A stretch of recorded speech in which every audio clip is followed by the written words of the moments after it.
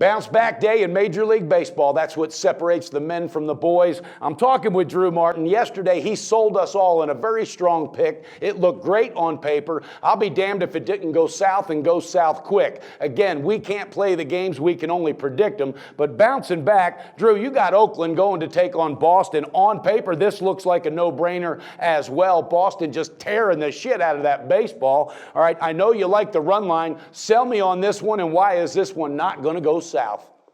Well, yeah, Brenner, thanks for having me back on, and hopefully look to sail this ship in the right direction tonight. And this is a classic case of ride the hot and fade the cold. You know, the Red Sox, the #1 hitting team in baseball over the last week with just under a 9.5 team OPS. I'm not really looking to step in front of this Red Sox train right now, especially with the A's calling up a fringe arm from AAA. I'm all over this Red Sox team, and I'm not a big laying the run line guy, but in this situation with a high total in Fenway Park, I could see him jumping all over this pitcher.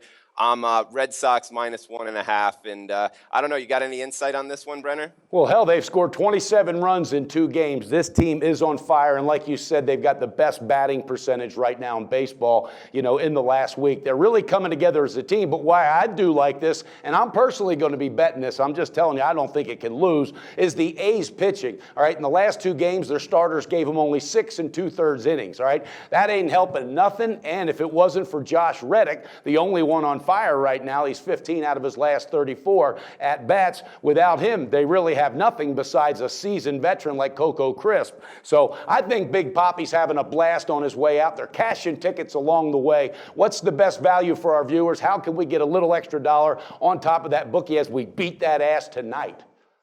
Yeah. Well, Brenner, it's -1.5 on the Red Sox, and you can find it +111 at Pinnacle right now at the SBR odds screen. And just to add one little thing about what you were saying about the A's pitcher, Surkamp, he was just recalled from AAA Nashville, and you know, he started April with the club, and he got rocked around. So he's back up, looking to get rocked around again in Fenway.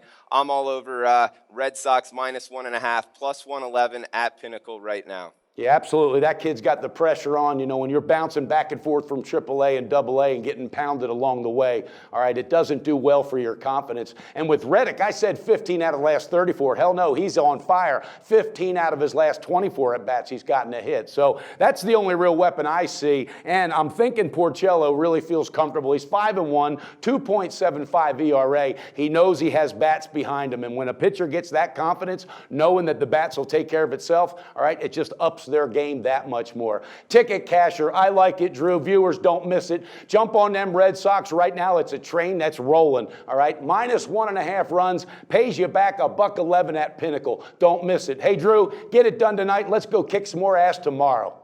All right, Brenner, best of luck to you, buddy.